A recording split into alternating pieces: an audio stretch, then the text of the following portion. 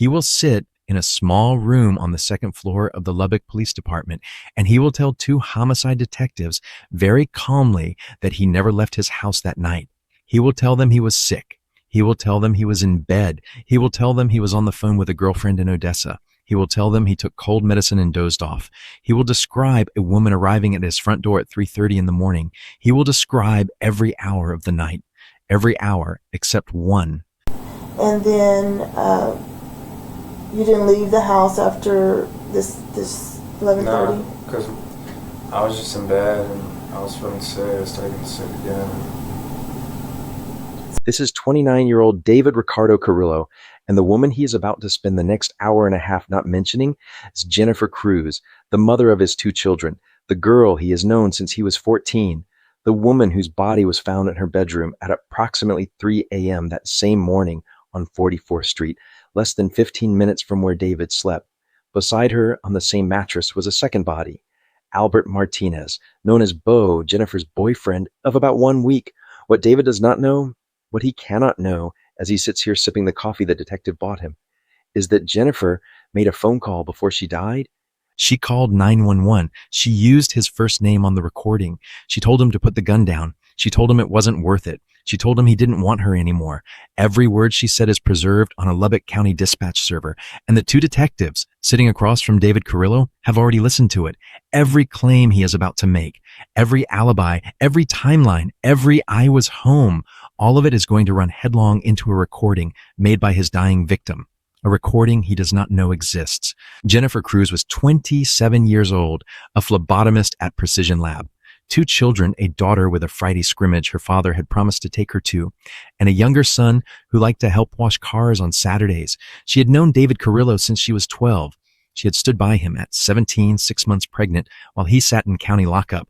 She had signed her name beside his on a mortgage on 44th Street in 2010.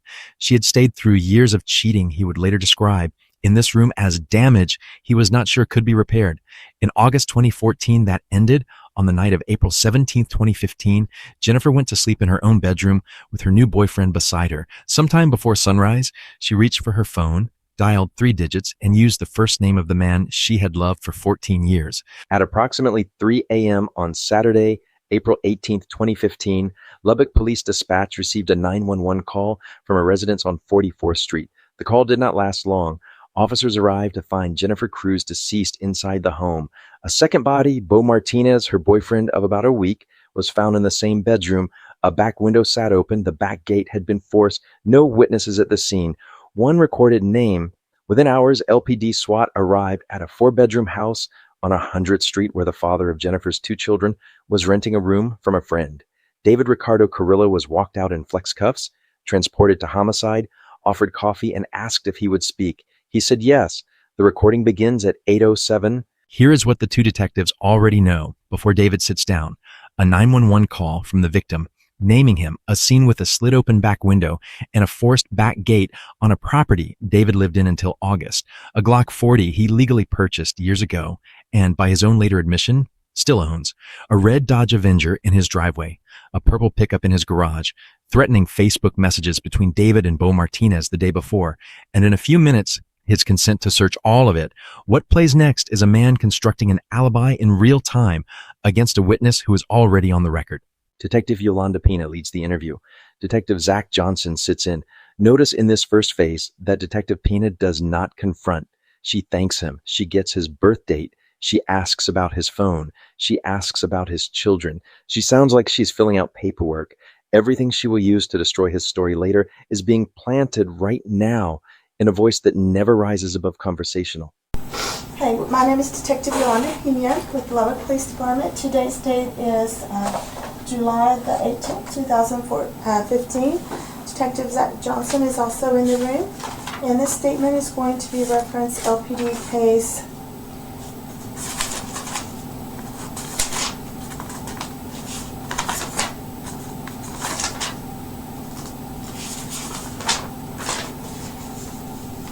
15-14160. We're speaking to David Carrillo. David, can you identify yourself with your full name and date of birth? David Ricardo Carrillo.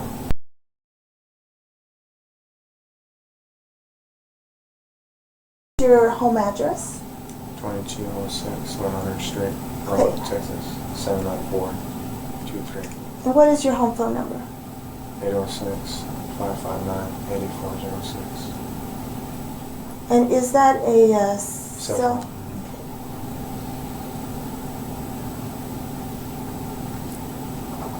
phone. And do you have a work address? I think it's 515 Locust Avenue. I know it's on Locust Avenue. Okay. What is the name of the business? Brandon and Clark. And what kind of company is that? What do you do? It's a transformer. They rebuild transformers and they repair them.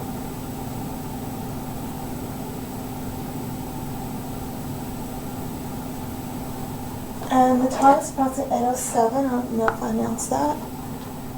And do you have a work number? I don't know it off the bat. I just started there like in November.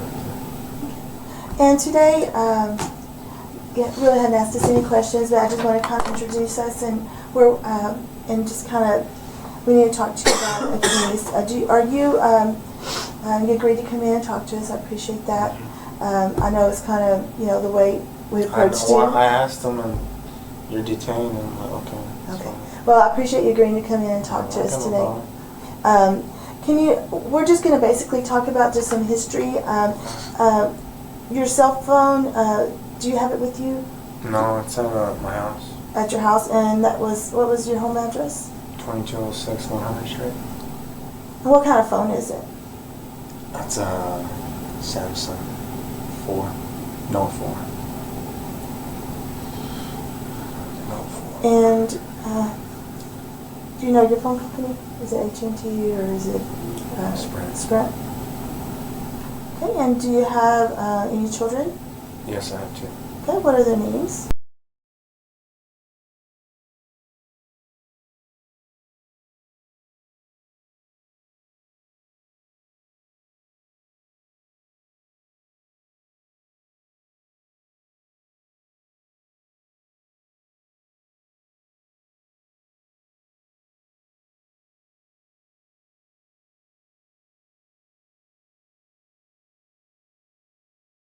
And who's the mom to the children? Jennifer Cruz.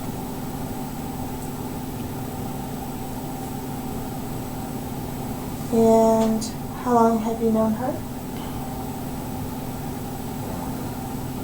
I'm 29, so I've known her since I was 15, 14 years.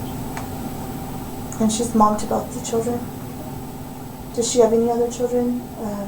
No, I was with her for 12 years. 12 years. Watch what happens next. Detective Pina has now walked David through 4 minutes of paperwork. His name, his address, his phone, his children, his posture has settled. He is answering in short, factual sentences. And now in one 7-word transition, she is going to tell him that Jennifer is dead, and she's going to do it in the same voice she just used to ask about his cell phone plan. And the reason that you're here today is that we do want to talk to you about Jennifer. We went to her house today, and early this morning, and she was found deceased in her house. No. Yes, and that's why you're here. We need to talk to you. That's and, not and true. give you that information. No. What? 2 words. No. Then what? No follow-up question. No how. No when. No who found her. Detective Pina has just told a man that the mother of his 2 children is dead in her bedroom, and he has produced fewer questions than he produced 2 minutes ago when asked about the name of his employer. Now watch how Detective Pina uses the next 90 seconds. She does not press him for a reaction. She reframes the conversation as helpful, as him helping her. And while she does it, she reads him his Miranda rights. We just kind of want to talk to you about, y'all's relationship, how long you've known her. You're not in custody. You're not under arrest for anything. You don't have any warrants or anything. Since we are usually we talk to the person closest to him. I do need to read you some information for us to continue talking, okay? And I know you probably need some time to kind of process it.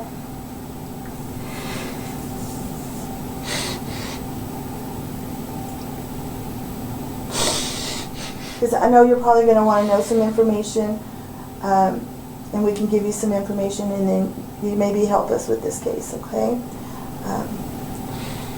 Do you understand? And we'll just go through some history with you, okay? Let's get through this so we can get through some more, okay? Get some more, maybe we can figure out some of them. Maybe you can answer some questions for us about what was going on in our life, okay? You have the right to remain silent, not make any statement at all. Any statement you make will be used against you at your trial. Any statement you make may be used as evidence against you. You have the right to have a lawyer present to advise you prior to and during any questioning. If you're unable to employ a lawyer, you have the right to have a lawyer appointed to advise you prior to and during any question. You have the right to terminate this interview at any time. Do you knowingly, intelligently, and voluntarily waive these rights and wish to speak to us now? I speak to y'all now. Okay. She now walks him back through 14 years of his relationship with Jennifer, et moi misère, not because she cares about the answer, but because she is establishing his verbal baseline. Every hesitation, every pause, every self-correction here becomes measurable later. This is what David Carrillo sounds like when he is telling the truth, or something close to it. Let's kind of go through, you said you've known her all your life, right? Or since, let's kind of go through that, okay? How did y'all meet?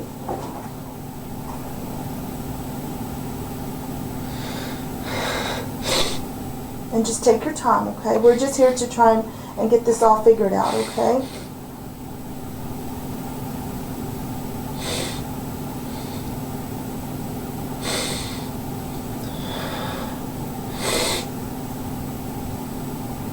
I think it was at a quinceañera. How old were y'all? I think I was like 14 and she was like 12, I think. I think it was like a year old. Did y'all meet her in Lubbock? No, she's from Brownfield, and I'm from Meadow. We were friends at first. And then we kind of got together like a year later.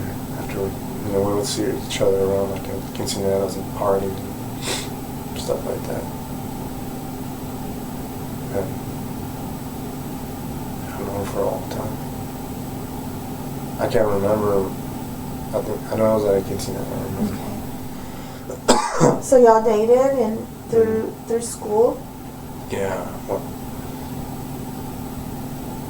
I'm not too sure. I think I was maybe 17. I think when we started dating. I think we were friends for a few years. For about 3 years.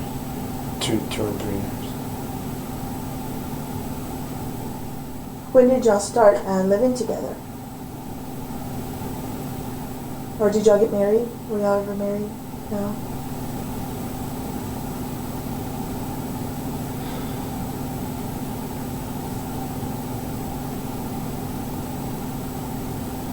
I think we were 19 or 18.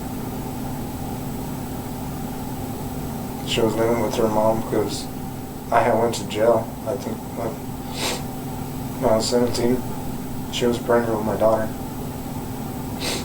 I went to jail because my brother had got raided and I happened to be there at the wrong place at the wrong time.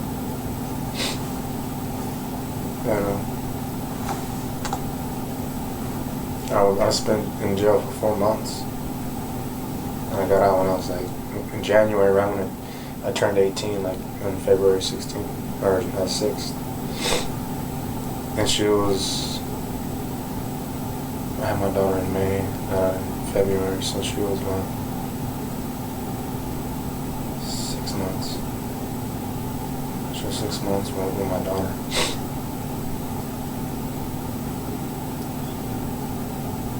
She was 6 months with my daughter, and then I got out, I had to get my license, and I had to hurry up and get a job, and they took my truck away, and the truck that it got impounded.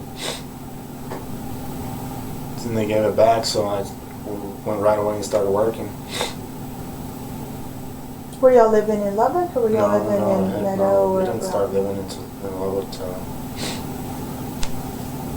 I don't know, I think it was 2005, I think we started living in Lubbock. I'm not too sure. It's been, we have some history. I think it was 2005 or 6 we moved up here in Lubbock. But her mom didn't want to let her go. She didn't want her to live with me. We had to freaking force her out, you know, because she was 17 and I just turned 18. And I wanted to take care of my daughter. I wanted her to be with me, you know. I was working nights back in 2004. Then I think she lived with me and my mom for about a year in Meadow. I used to live in Meadow still. We found a little house right there on I-27, but it used to be called you know that restaurant El Charro? Mm-hmm. Yeah, well, I used to live on that one way, me and her in a little blue house. It's white now. We used to live there. And then from there, we stayed there for, I think we got there in 2006. And I think we lived there for like 3 years. We were looking for a house that we had, that we had for sale. And we stayed with my mom for almost, I think, a year. Where my mom's there right now, so we can look for a house. And we got out of that rent home. And we stayed with my mom for about, I think, 8 years, almost a year. Where did your mom live at that time? Same place she lives at right now. And where's that at? South Loop 289, apartment B, 207. She's still living there. Where are your children today? They're with her. South Loop apartment what? 207. They wanted to. They always want to stay with her. So, because we're supposed to go to Dallas, I was going to take them to the zoo and. This weekend. Yeah, and then my daughter calls me all of a sudden. She has a baseball game. I don't know if it was a baseball game or something. I told her, I don't know if we still might go though. And I decided not to go because I didn't want to miss it. It was a scrimmage, I think, for her. Yeah, we ended up going. I had my stuff packed in the car, and I already had their clothes packed. And I was like, I'll pick you up in the morning. To go to the zoo? Yeah, I was going to take me to the zoo again. I think me and Jennifer when we were together. So, when you said you lived with your mom, and y'all lived with your mom for about a year there at apartment 207, then where'd y'all move from? The house that she was in, we were trying to sell. Do you remember the address? 5011 44th Street. So y'all bought that house together? Yeah, we bought that house together. How long ago did y'all buy that house?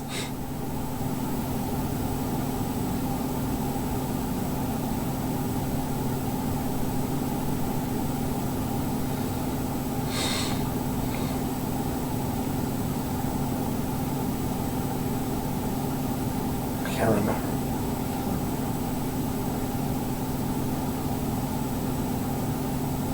I think 2010.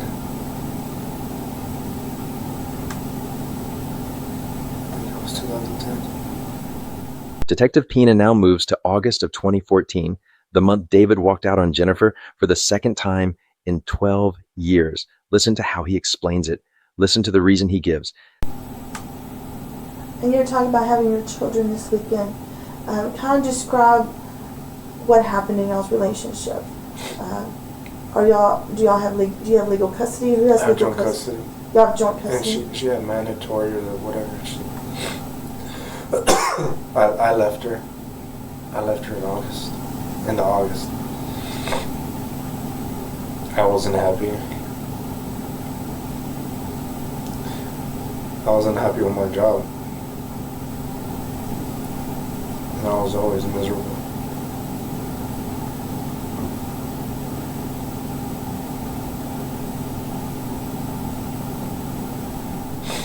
So you ended the relationship. Second time, after we tried a second time. So the first time was in August. When was the second time? Or what?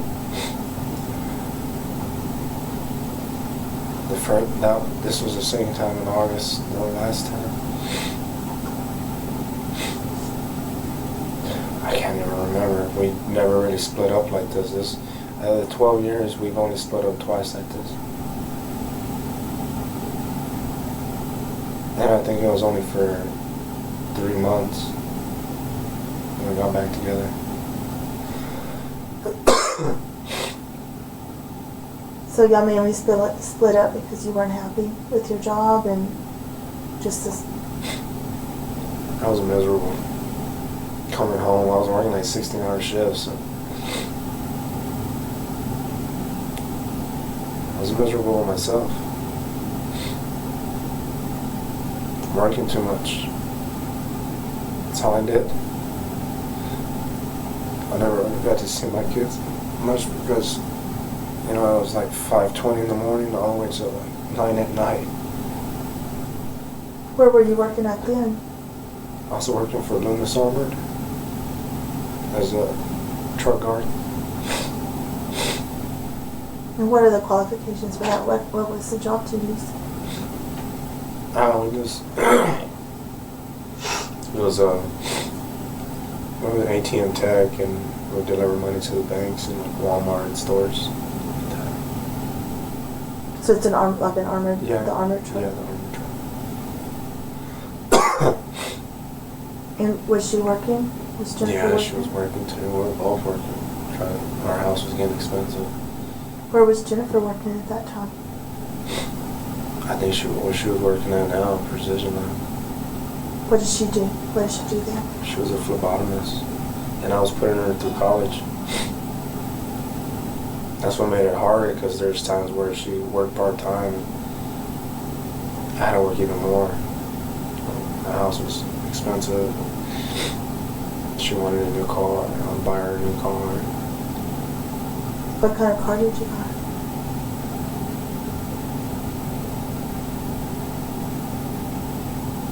Does she still have it, or?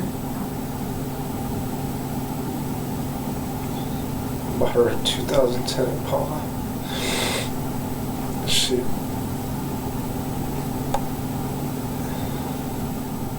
told her that someone hit her.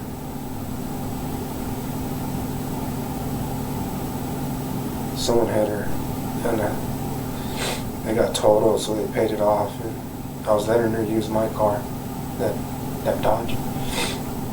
The red Dodge? Mm-hmm. Okay. And I had What kind of car is that? Dodge? Dodge Avenger.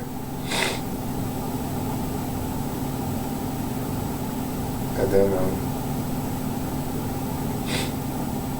I had this little red car that I would take to work. Well, she was driving that at first, and she's like, she didn't want it no more because it was, you know, it was a little 95 Geo Prism. And I was like, we'll get you a new car. And she drove in, and someone hit her, and they told her that. And then I got back in that little red car, and I was letting her use my Dodge. Then when I paid off my Dodge, I ended up getting that truck.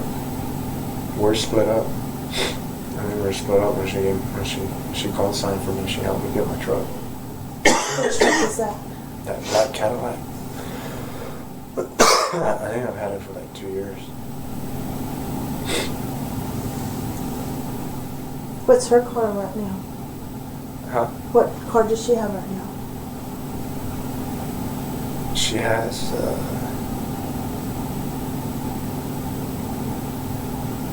don't even know what it's called. Kia, it's a Kia. What color is it? It's like a silver, like charcoal.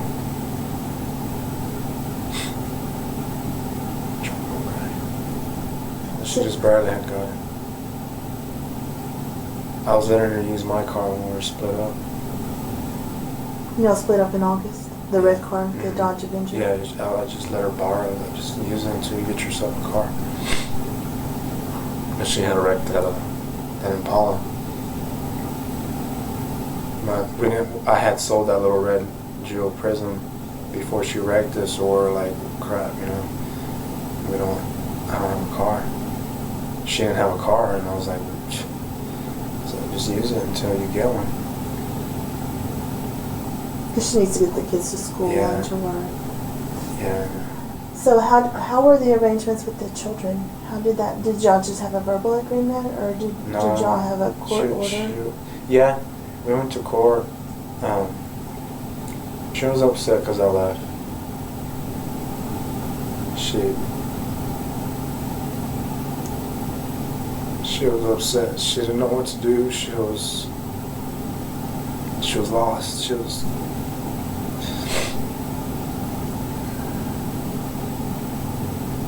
scared.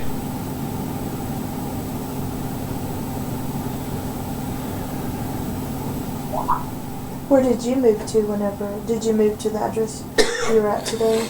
Yeah, my friend Ruben. Yeah, I've known him. Because right now where I'm working at, I used to work there years ago. I can't even remember when I went from Brandon and Clark to Loomis.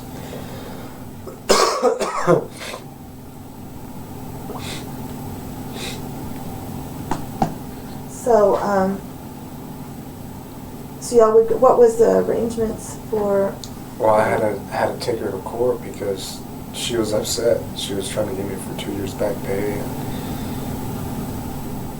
all the restrictions were like, I had so many restrictions, and I was like, no, those are my kids. What were the restrictions? Man, she would be able to move anywhere she wanted to.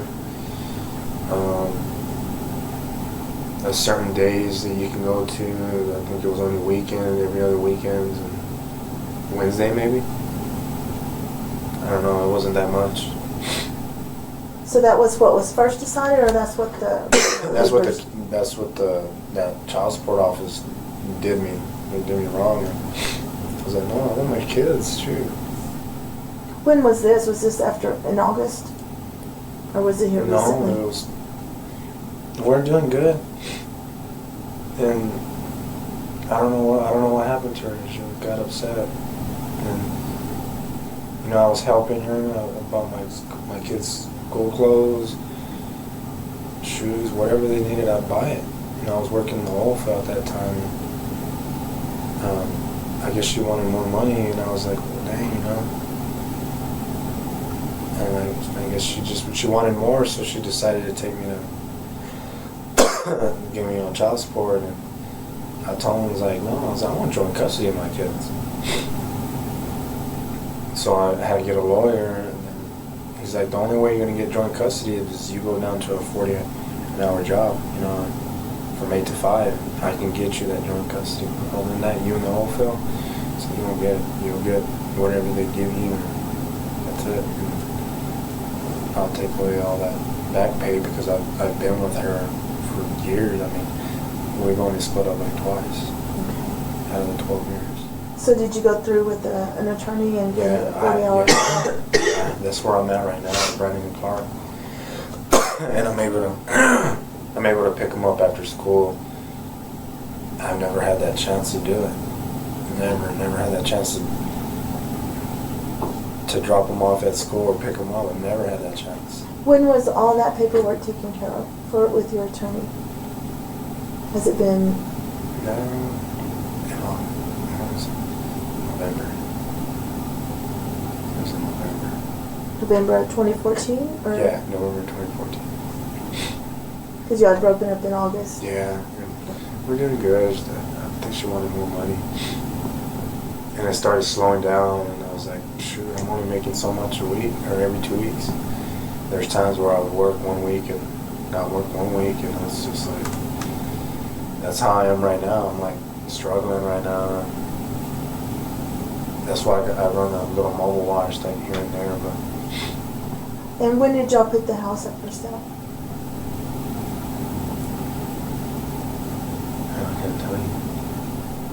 Was that recently or? No, it wasn't. It was a few months ago, I think. When she had put me on child support, she said, "Let's just sell the house." Because we're in April, and you said you got the paperwork finalized in November. What, the child support? The child support. I think it was like November, December, I think. I couldn't tell you. It's one of the months, I believe. I started paying child support, I know for a fact, in January. Yeah. So around that area, it was maybe December, because it took a while. It took about 3 weeks. It might have been like December. Detective Pina now asks the question every domestic homicide detective asks. She asks it soft. Watch what David volunteers. Describe y'all's relationship when it was good. Whenever y'all, did y'all ever, did the police ever have to come to your house? Was there ever any police reports filed in Brownfield or Meadow or anywhere where y'all lived? Or here in Lubbock? Never. I've never heard her.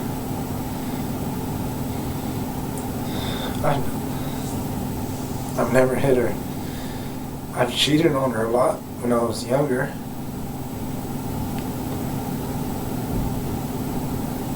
I hurt her real bad doing that. Then I stopped like when I was 26. I think I was 25, 26. I started hitting older and I was like, man, I can't be doing this to her.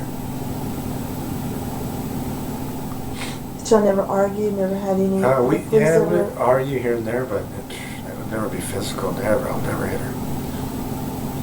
Never hit her, ever. Did y'all ever have to call the police to y'all's house? The only time she had called them is when we're split up and I was trying to get my stuff and she wasn't letting me get my stuff, and I got upset and I broke my TV because she didn't want to give me my TV. He was like, well, you can have it. And I'm like, but other than that, he let us go. I'm like, I'm just here to get my stuff. I still got stuff over there. I still got tools. I still got painting stuff. I still got my car out there. My car in the back. I still have my gun out there. He was not asked about the gun. He offered it. Watch what Detective Pina does with that. She does not react. She does not raise her voice. She keeps her tone exactly where it was when she asked about his employer, and she starts pulling the thread because David has just handed her the murder weapon. What kind of gun was it? It was a Glock 40. I think it's still in the little container. What color container was it in? It's black. Do you remember where you left it in the house? It's in... I know I took my shotgun, but I left that behind. I don't know why. I think it's... because I stopped working for Loomis. That's when I was carrying it. I had that mission license. I think it's where the air conditioner unit's at. I think. I don't know if it's still there. Is it a closet? Are you talking about a closet? Or? Yeah, it's like a little... it's a little two-door. And I think I had it right there. I think I had it stashed. Because there's a water heater there, and there's the AC unit. I think I had it in there. I had the lock on it. Do you have a combination lock, or did it No, have a lock? I think I had the key. I think I had a key. I'm not too sure. I haven't used it. It's been a while. Did she know where it was at? No, I wouldn't tell her where it was at. Not that I know of. She might, because she went through the whole house, because she had to start painting the house back to this color. So I don't know if she might have ran into it and maybe sold it, or... You don't know. Don't know. Because she started painting that room, her room. She said, well, the only way we're going to have to go, sell this house, is we're gonna have to paint the whole house. I'm like, because I had painted her room blue, my daughter's pink, and the hallway green, and I had it all different colors. And so yeah, I don't know. I had that there, my car, a little bit of tools there, just a little bit of supplies like tape and other stuff, painting stuff. I'm like, man, I'm not too sure. I had a lot of stuff still there in the back room. Now Detective Pina sets the trap as she asks him to walk her through Friday, the day before the murder, and the night of it. Every timestamp he gives here is a timestamp that can be checked. Cell tower data, Walmart security cameras, gas station receipts. He does not know what she will check. Watch him fill in the hours. Yesterday was Friday. Did you work on Friday? Yeah, I washed 2 cars, right? No, I didn't wash that. Thursday I washed 2 cars. Yesterday I was with my kids at my house. So when did you pick up the kids? I picked them up right after school. On Friday? Okay. Where did they go to school at? Right there by her house on Stewart. I picked them up Thursday. Oh, Thursday? Yeah, I get them every Thursday. I picked them up Thursday because Jennifer texted me. It's like, well, they're gonna give me a fine if you don't pick up your car. I'm like, crap. I don't know if y'all seen that car in the back. And I was like, okay. It was like, I don't got a trailer, but because the tarp was blown off, and they're gonna give her a fine. So I went over there Thursday. I went to the back alley, and I kind of just went in there, and I had a blue tarp. It was just like, man, it was there. So I pulled it all out and threw that blue tarp in the trash. And I had that gray one, and I kind of covered it a little bit. I was supposed to pick it up either today or tomorrow, so she don't get fined. Okay. So Thursday, what time did you pick up the kids on? You said you had the kids on Thursday? Yeah, they get out at 3:20. You said it's Stewart Elementary? Mm-hmm. And then were the kids in school on Friday? Mm-hmm. Okay. So you My took mom, like, I go in at 6 so I can get off at 3 in order to get them. So I had my mom take them. on Friday morning? Yeah, Friday morning. So I'm able to get out at 3 and go pick them up. That's the only way I can do it. Okay. So 'Cause I usually go in at, it's supposed to be 7 to 4. But I told my supervisor, I have to go in early to get off early and get my kids. So did the children spend the night with you or with your mom on Thursday? Well, my mom. With your mom? That way she could take them to Yeah, school, you could then go I ahead get and go them. to work.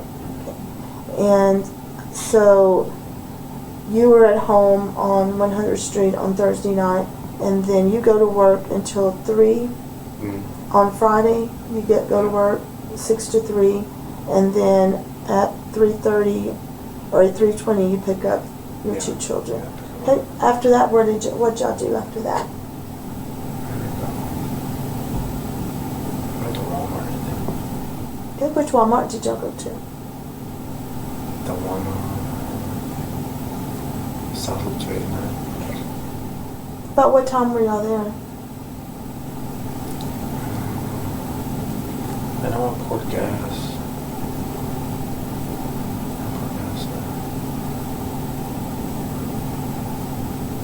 Four, maybe? So right after, pretty much. Yeah. What vehicle were you driving at the time? The Dodge. The Avenger? Yes, sir. Yeah. So you got gas at the little Murphy's USA fuel deal there at Walmart? No, I think from school I went to the Easy Mart on 50th and I don't know what street that is. It's right the Slide and another. I think I went there. Not too sure. On 50th and Slide, near that? Yeah, because I was debating on going to Walmart. No, because my son wanted a toy because he helped me wash 2 vehicles Thursday. He's like, Dad, you gonna give me a toy? And I had passed the Walmart so I could come back and I had to buy some soundproof for my daughter and when they stay with me. And what else did I buy them? I had to buy her some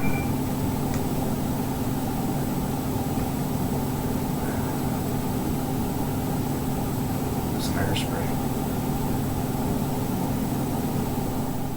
So, did you put... I told him, where's that? Well, I think we're going to go to Dallas.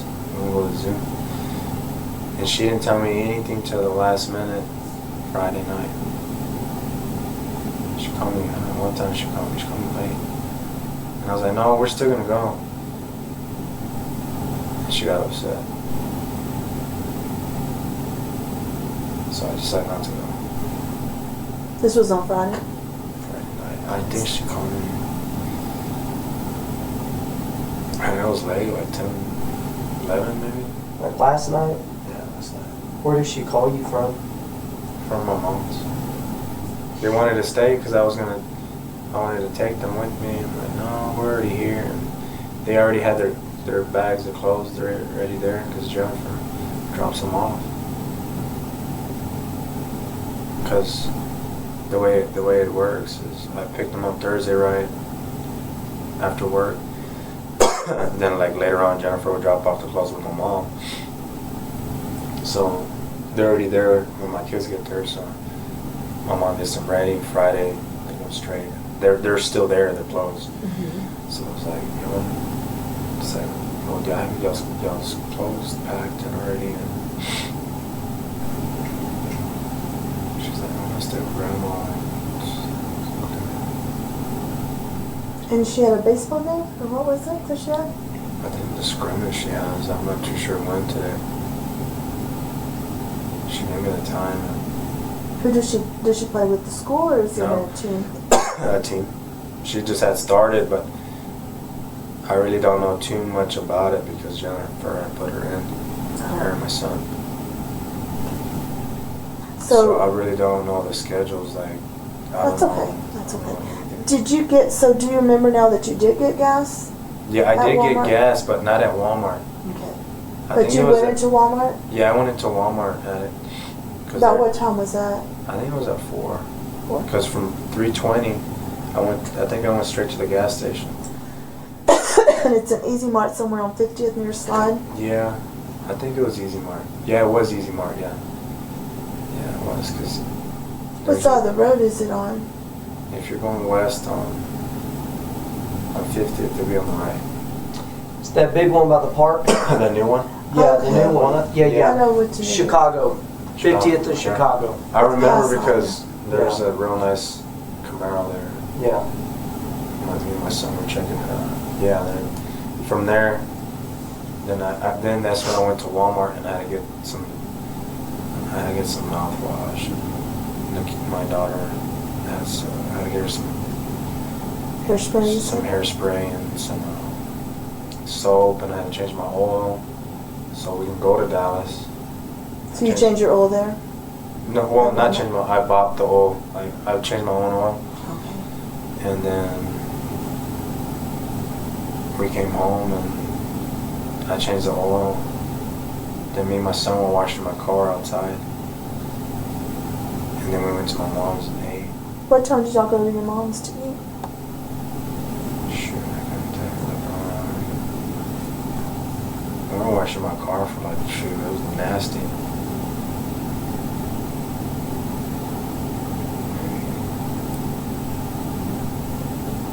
I don't know. Was it still light out? Yeah, or was it I think it getting was dark? 8. I think it was 7:50.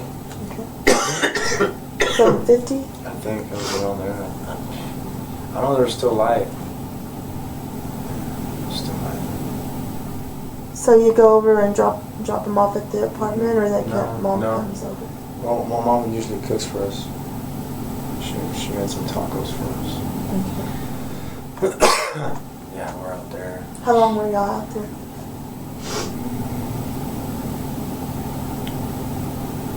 They stayed there. Was it just you and the 2 children that went, or? No, yeah, it was me and my kids, and my mom was there, and my little, no, my brother was at work. His girlfriend was there. What's her name? Marie. There's her name, Marie. And what's your brother's name? Alfonso. Alfonso? Alfonso. Does Alfonso live with your mom? Yeah. How old is he? Born in 91, I think. Do you know Marie's last name? Does she live there also? Or is she just visiting? She does live there. What's your mom's name? Linda Fuentes. Do you have a phone number for her? She got a new number. I really don't. Okay. I just click and. And who else besides Marie and Alfonso live with Linda? Just them two. Just them two. Where's your dad? You don't have one.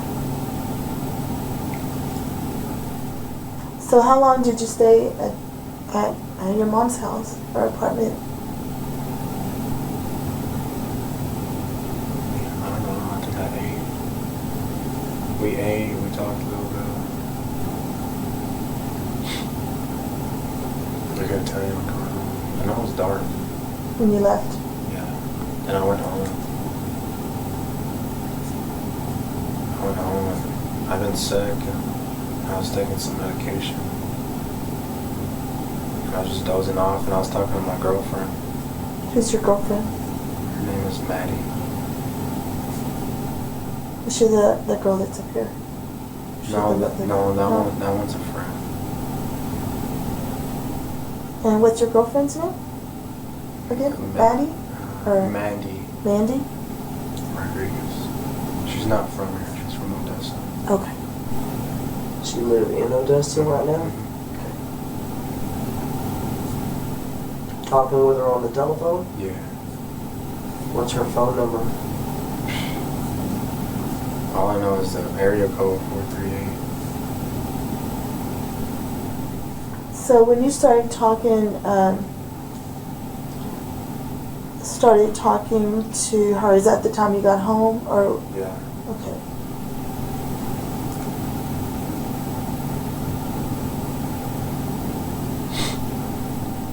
Did you talk to her at all while you were at your mom's? Or anything you remember? Now we're texting back and forth. She was upset. Why was she upset? She was trying to get a car. And she couldn't, no one was ever proving her. She ain't got no credit. So we kind of got in an argument. Not an argument, we kind of just, she got upset. She was giving me an attitude. And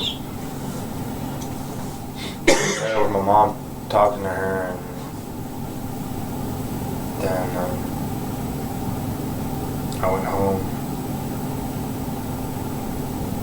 Then I didn't text her. We were texting back and forth, and we were kind of arguing. And we kind of just blew it off. Like later on, we started talking again and texting. Because she was very upset. And I was trying to tell her, what's going on? Are you okay? What's wrong? She got upset doing that. So there's times where she was texting me and I just didn't want to argue. Here is where the story becomes interesting. Detective Pena has walked David up to about 10 p.m. at his mother's apartment. Now she moves him into the window of the murder itself. 11 p.m. to 3 a.m. Listen for the sudden appearance of a Cruz. Listen for the sudden appearance of a second woman at his door at 3:30 in the morning. Listen for how many separate people David has now placed himself with, on the phone with, or standing next to, in the exact hours Jennifer Cruz was being shot in her bedroom. So how long did y'all go back and forth, Shoot, all night. Did you ever leave the house? Did you leave the house at all? No, we're going back and forth, and I'd fall asleep, and then she would text me, she would call me. Because I told her I was going to Dallas, and I think she got upset. She got more upset. She got jealous. So. Who's the young lady that was at the house today? What's her name? Her name is Jennifer. What's her last name? really don't know. How do you know her? Facebook. Facebook. She's a real good friend. She helps me out. She helps me when I'm down, when I'm sick. Do you know her last name? When did you start talking to her? Man, like maybe a month. That's why I'm like, because her Facebook name is actually Faith Hope Love or something. And I know she gave me her last name. But man, I forgot it. I know her name is Jennifer though. That's okay, she's here, so we'll get her. She's a real good friend. Like I've only known her for so long, but she's there. She's there. Was there anyone else? So you're going back and forth. You said talking to your girlfriend, Mandy. You said that who was at the house at that point? Was there anyone else at the I house? think Ruben was there. I think Ruben was asleep. Yeah. Anybody else? Mm-hmm. It's just usually me and him live there. Okay. And when I have my kids, he don't have his kids. But, it's opposite. So. Okay. So when did Jennifer go to your house? Because she was here this morning. So when did she arrive at your house? Do you remember what time? Man, I think it was like 3 or 4. In the morning? Yeah, because she had texted me too, and I don't know what's the deal with her. She's going through a lot. And she was texting me back and forth. She was saying something that she's in her feelings. So I was like, you can come over and we can talk about it, whatever. And then she came over like later on. You thought, what time did you think she arrived at your house? Man, I don't know. I was asleep when she came over. It was late. 3. 3 in the morning? I think. Not too sure. I don't know. I think it was about 3:30. We were texting back and forth, and she was just depressed. And like, man, she ain't got no job, and she has 5 kids. And it's just like, she's living with her mom. So I was like, you can come over if you want. She didn't arrive until like later. I don't know what it was. Might have been like 3:30, 4. Okay.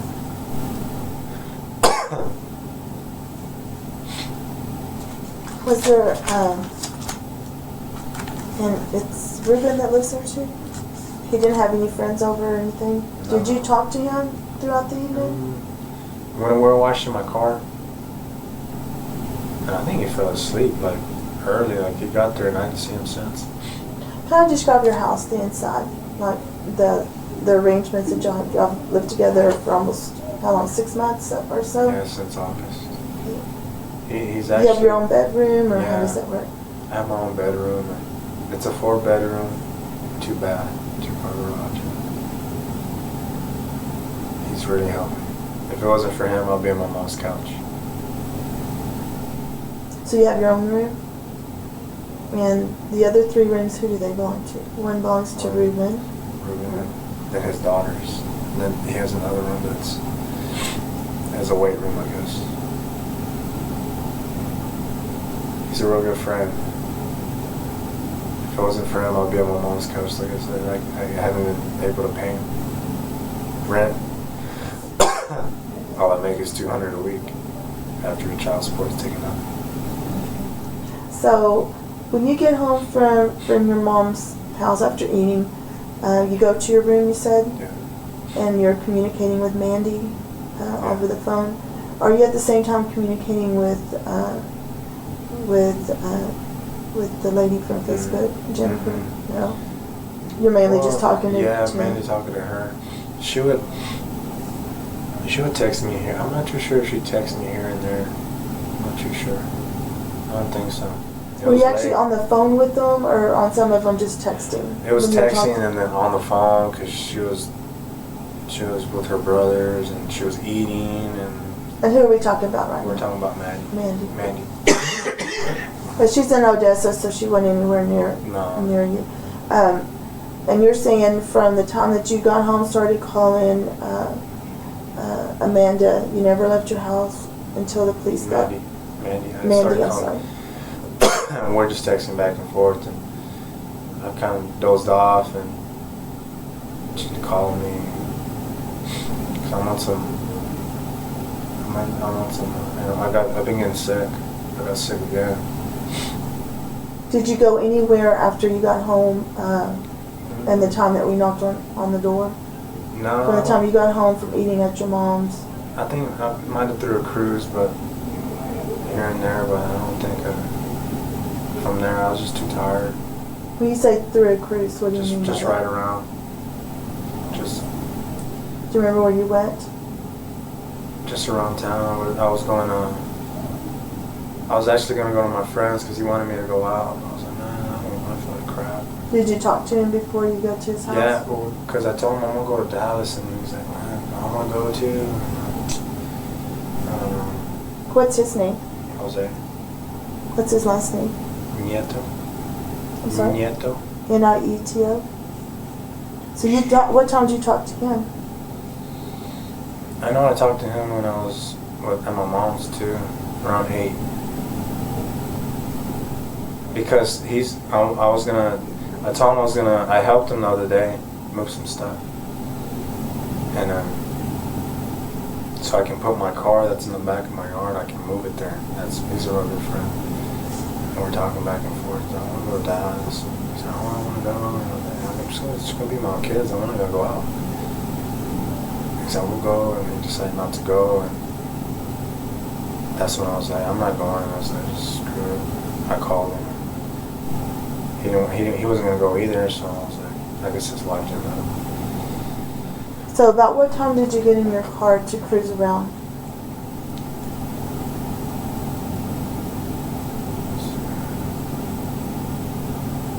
I don't know, like 11. And then I came home. How long were you out? Only for like 30 minutes, I think. I think Ruben, when I got home, Ruben was like knocked out. He had all the lights off. In his room? Was his door closed, or Yeah, he was at the closed. so you didn't see Ruben? No, You didn't see anybody? usually when his kids are there. This is about 11 to 11:30. Yeah. And which car did you go riding around in? To Dodge. The Dodge. The truck, I only use it to run that mobile. Here and there.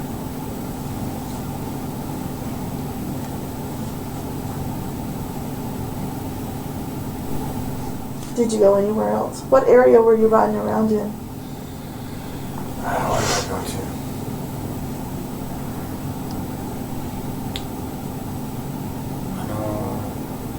I think I went on the loop.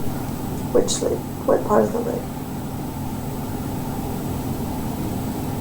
On the south loop. South Loop? Then I went down, I think I went down Slide, or no, Slide. Quaker.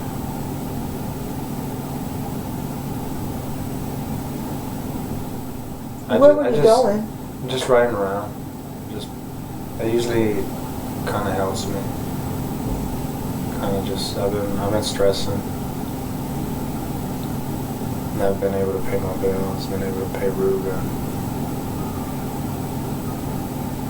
And I know I haven't been able to pay him in months.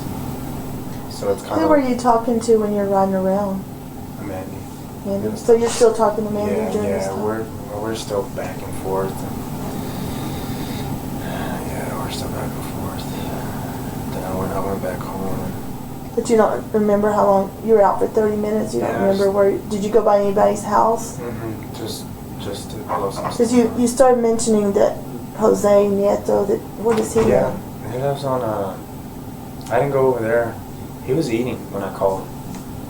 Cause I was gonna go to his house, and he's like, "Oh, said, I'm not even there yet. So he was eating, so I was like, man, screw it, I went back home. And that's when we were talking.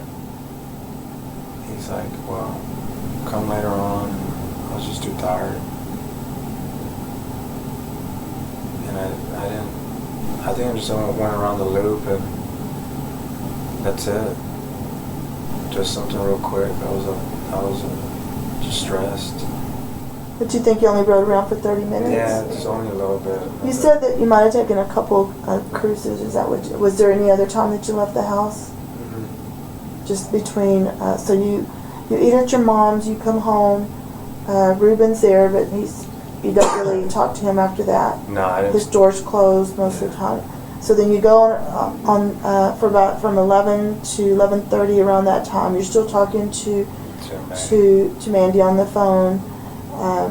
You're riding around still, and then you go back home. You still don't see Ruben; he's asleep. And then you don't know exactly where you rode around to, but you didn't stop by anybody's houses or anything like that. Any of your friends? No, not nobody. I really don't have much friends. Okay. And then you didn't leave the house after this 11:30? No, because I was just in bed and I was feeling sick. I was taking sick again. No, because I was just in bed and I was feeling sick. Remember that sentence. That is the alibi. That is the statement he will swear to at the end of this recording. Between 11:30 p.m. and the moment SWAT knocks on his door, the exact window Jennifer Cruz died in, David Carrillo was in bed, sick, sleeping, not there. So are you still after 11:30? When do you start talking to the lady that's here? Have you already started talking? She had texted me around 2. 2 in the morning? I think. She texted me at 2. She's like, I'm in my feelings or something. I'm like, oh my gosh. She was like, you ain't the only one. And we're texting back and forth. I was like, man, I'm tired. I was like, I just want to go to bed. I haven't been able to get sleep. Then she shows up about 3:30. Around there. And did she have anybody with her? Mm-hmm. No. No. Shows up by herself. Yeah. And then did you talk to anybody else after that? She just comes in. I talked to Jose. And I What was like, time man, did we're you not. talk to him? I think it was around 3. I said, no, man, I'm not gonna go. My daughter has a game and I wanted to get out because I've been stressed. What are you stressed about? Making $200 a week is tough. I have to go donate blood and, you know, it's hard to pay my bills and try to feed my kids. I can't even buy them clothes or I can't even buy myself clothes. You think that's fair?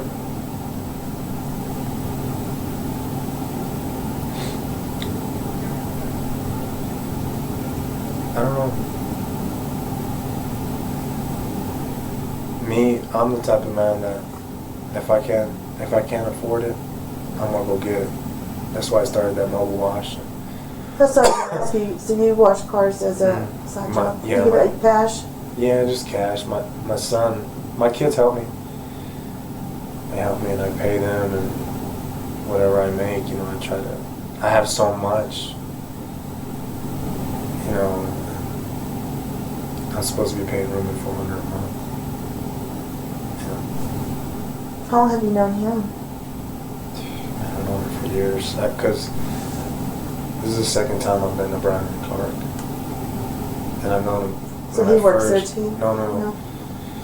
He works at Rager Dykes on Mitsubishi. And I known him for 2008 maybe, I'm not too sure. That's where I first moved in. Me and my ex split up. I moved in there. And she never added me on child support because I was doing the same thing. I was helping her with everything. You know, I was helping her. If she needed this, I'd get it. Detective Pena now redirects. When did you last speak to her face to face, on the phone, anything? Watch how the name Bo Martinez enters the interrogation room because it enters through David. When was the last time you spoke to Jennifer Cruz? I think it was Thursday. Did you talk to her face to face, or did you On talk the to her on the phone. phone? Yeah. She was saying something about her new boyfriend, I guess, who got out of prison. He's been threatening me. And I told her, you need to tell him to stop already, man. I was like, he messaged me saying that I requested his mom on Facebook. I'm like, I don't even know your mom. I don't care. It was like, me and Jennifer have been split up already since August, so I don't know how long that is. And that's good for y'all. Yeah, we might have had some words. He threatened me with a gun, and I'm like, well, I got guns too, but I was trying to When scare. did he threatened who with a gun? He did? He threatened you? Yeah. How did he threaten you? Was it on On a face to messenger. face? No, messenger. And Through Facebook? yeah, or? through Facebook. I told him I got a gun too, and I just gave him a little picture of my old gun when I had one of my old pictures. Of the 40? Yeah, the 40. And I wasn't gonna do anything. I was like, man, just leave me alone already, man. And then he texted me the next day. Why are you requesting my mom? I was like, I don't know. So he actually sent you a text message? No, Facebook. Facebook? And that's when I called Jennifer and I was like, hey, what's going on here? I was like, what are y'all doing? I was like, what is his problem? I mean, come on. I don't know the guy. Yeah, I know he's from Brownfield. Do you know his name? Bo, I think, Martinez. I don't know his real name. And all I know, he was a drug dealer, I guess, a big-time drug dealer. And How long have they been together? it's crazy because me and Jennifer were having relations, I guess, you would say, about a month ago.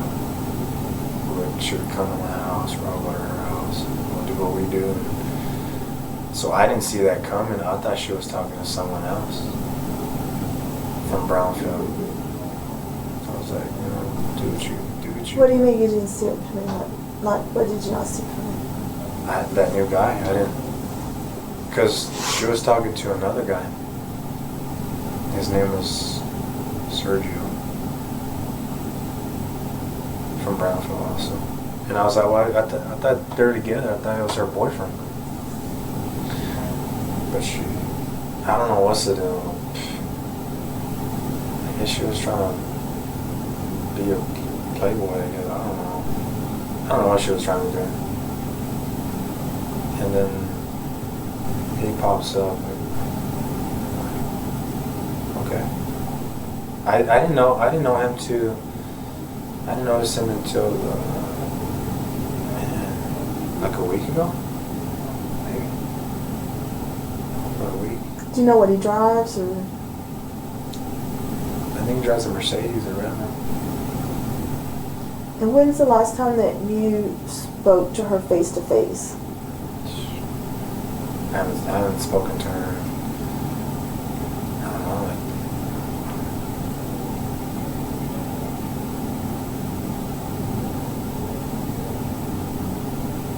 all the way at baseball practice. My daughter had baseball practice all day. I seen her, but she didn't talk to me. Was it this week, or? I think it was last week. So the last That's time. when I found out that guy she was with. And like when she gets with guys and calls them boyfriend, she won't talk to me. She won't ignore me. And, which is fine because we really. Because he's not your girlfriend? Yeah, and I was like, it's all good. I ain't worried about it. Just as long as he doesn't hurt my kids. So why do you think he started threatening you? You said you started. I told him. I told him I was like, don't hurt my kids. Just take care of them. Don't hurt them. That's all I ask you to do. And he goes off. Was he living at that house? Where with Jennifer? No, Dad's like, house? but it's only been, I don't know, a few days. I didn't know him. I didn't see that. I just seen like a profile pic of her, and I'm like, okay. I thought she was actually with another guy. So I'm like, and I messaged her, I was like, man, just tell him my dang kids. And yeah, I might have said something kind of rude, but not threatening. Then that's when he threatens me with the Anina, I guess they call it nowadays. What is that? Anina, a 9. Okay. So I was like, well, you didn't have to go all there, man, but I got guns too, but I was like, you know, trying to scare him off. Did you ever talk to him face to face? I've never seen him. Nothing. I really don't know him. I know he's from Banfa. And my brother told me about him. He said, yeah, he owes a lot of people money. I guess he snitched out a lot of people. And he's like, he was saying all kinds of stuff. I was like, man, I hope nothing happens to them, to my kids, because I know how that is when you're a drug dealer and you snitch people out. Shoot, man, they'll put a hit on you or whatever, you know? And my brother used to be a drug dealer. I told Jen, I was like, I didn't get a chance to tell her any of that because my brother had told me at the last minute. But I didn't want to argue with her. I was like, as long as don't hurt the kids, man. Don't get them away from all that. Whatever he does, and y'all do, don't do it with my kids. When's the last time you've been to the house there on 44th Street? I went there Thursday. Remember when I was telling you I had You to looked go at the car? Yeah, because she had, I don't know if she texted me or called me. I think she called me. She's like, well, oh man, I don't know what she told me. She told me something else, and she's like, well, you need to come get your car because they're going to give me a fine if you don't move it. And I think because the tarp was already blown off because of the wind and the rain. I was like, okay, you know, I'll try to get it out by this weekend. That's what I told her. And we're going back and forth. It was just talking crap to each other. I'm like, man, just stop already. I'll go get my car. And I apologized to her. I was like, you know, I'm sorry, whatever I said. I'm sorry. And I'll just leave it like that. I'll go get my car. And I went right when I got my kids from school. I think it was Thursday when I went, yeah.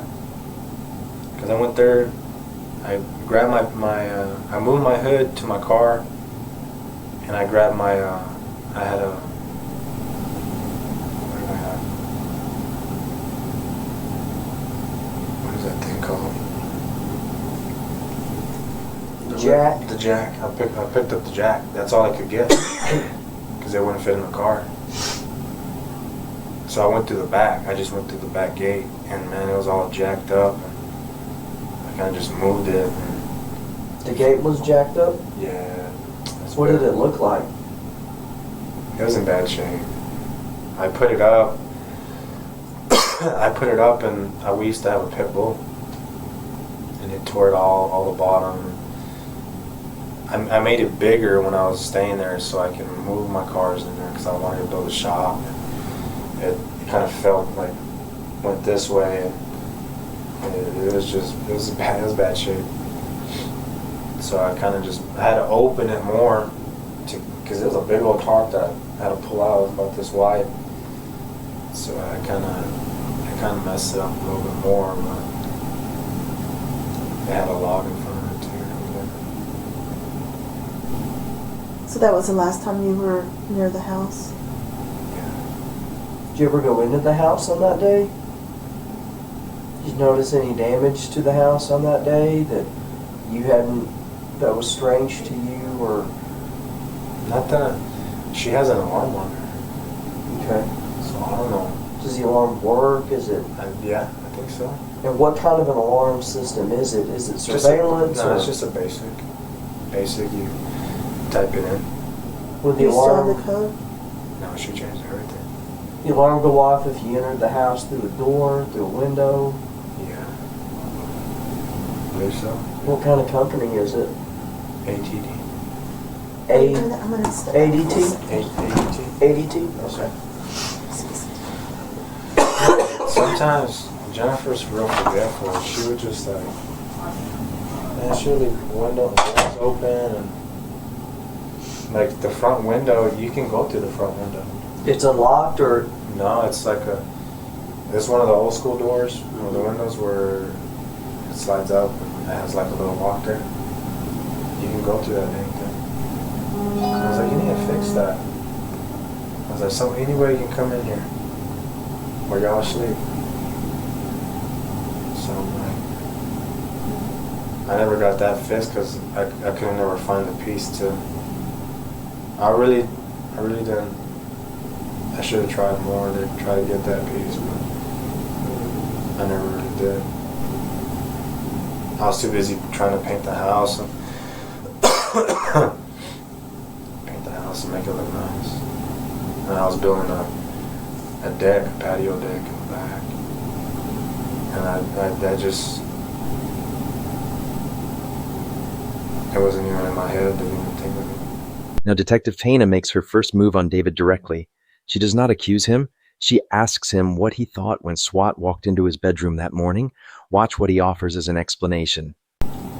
so when the police got over there this morning and SWAT's sitting out there and SWAT took you out of your house, what did you think? Because that is not a normal occurrence. I've had that done before. You have? And When I got what happened when you were taken out of your house by SWAT the last time? Why did they have to do that? when my brother got busted. Okay. Yeah, man, I really. So what was your thought this time? Drugs again. Okay. I heard Jennifer thought I was a drug dealer. Okay. I was like, I'm not selling no drugs, man. Why did she think you were? Because everybody, some guy named, I don't know his name, but he's like, she invited me a while back into her house. I was like, what's going on? I was like, what are you doing? She was questioning me like, what are you talking about? I heard you were selling drugs. I was like, selling drugs? I mean, that's what I went to jail the first time. My brother's in prison for years for that. Why would I do something like that? I told her, I said, you know I work hard. She said, I heard different. It's like, I heard you're selling drugs for Rex. I'm like, Which brother is in the penitentiary for drugs? my brother Michael. Okay. Is he older or younger than you are? He's older. Okay. So you believe that it was probably a drug-related thing that Jennifer had called into the police, and that's why the SWAT guys were there and had asked you to come out of the home. I guess, man, it scared the hell out of me. Now, in talking about, you said his name is Bo, is that correct? And we talked about him for just a little bit. You said he'd actually sent you some messages on Facebook. You guys had messaged back and forth. Would you be able to actually show us that particular, all those messages I know that you guys went through with each other? the first messages I deleted, and then I was like, man, you know what? I deleted them. Then Thursday, he texted me again. I'm like, this guy. The first message is like, why are you trying to request my mom on Facebook? He's like, if you need to know something about me, you need to come to my face. Stop being a female about it. And that upset me. Okay. That was Thursday. That was Thursday, and she just hung up on me. So was there a feeling during the last month, since you guys have been having sex and kind of hooking up, that maybe that you guys could get back together and repair it? Yeah, man, there's so much damage there. You think it was beyond repair? It was. I hurt her so bad. Y'all were just having sex and that was about it? Yeah. Okay. And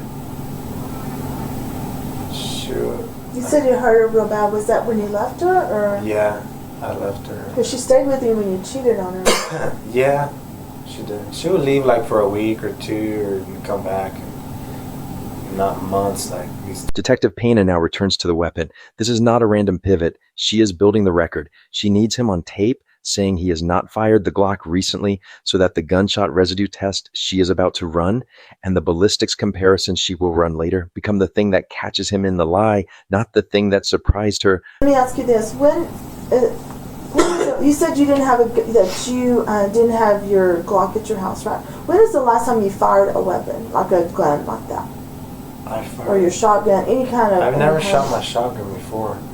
I shot that. I shot that Glock when I was taking the test for Loomis. So it's been a while since. So right now you haven't shot a gun in the last 24 hours. No. No. We have a test since that we need to do on your hand, and that will just show if you fired a gun. Okay. We'll do. While the technician is called for the gunshot residue kit, Detective Pena gives David what sounds like a courtesy, a friendly briefing on how investigations work. Listen carefully. What sounds like a courtesy is a warning. She is telling him plainly that the faster he can be excluded, the faster she moves on. And she is telling him, just as plainly, that the person who cannot be excluded is the person left standing. Thank you for coming down here and talking to us. I'm not sure how familiar you are with investigations. There's a ton of stories on TV, but basically when you have a deceased person like Jennifer in this case, she's in the middle, right? And then we work closest and we eventually will work out. Okay, you're probably the closest person to her that we could identify the quickest. Okay, so that's why you're here. We're trying to get every last bit of information that we possibly can that can lead us to who would do this. Okay. So, doing a test on your hands is great for us, because the faster that we can move off of anybody, the faster we can go and move on to another person. Do you understand what I'm saying? What we're actually trying to do is exclude as many people as we can, because at the end of that time period, the only people left, or the only person left, we won't have any choice but to include them. Do you understand what I'm saying? So, we talk to you, we ask you questions, we want to know, where were you at during these times? Tell us about your movements. Tell us about people that can verify information. We do all that so we can gather all that information and exclude you from the equation and move on. Okay? So, if you have any questions, you can ask. I don't know about how much information that Detective Pena can release at this time, because it's an active investigation. It's only hours old. Okay? But everything that she does ask you, or anything that I happen to ask you, please just be as honest and forthright as you can, and as detail-oriented as you can. Okay? I know it's a big shock to find out what happened, but the more information and details that you can give us, the better, because that's going to help us narrow down the field of who may be responsible for this. Okay. Okay. This is Detective Lindley. Hello.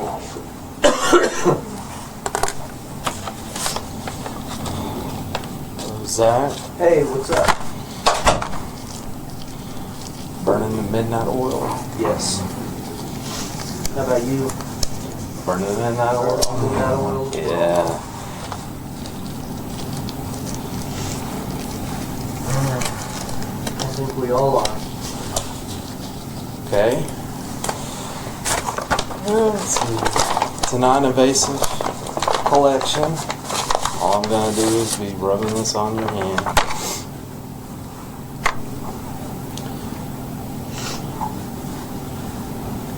Okay.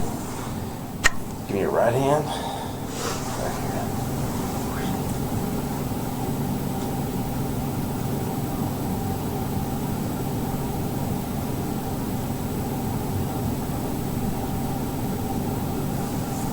Just flip it over. This way. Yeah.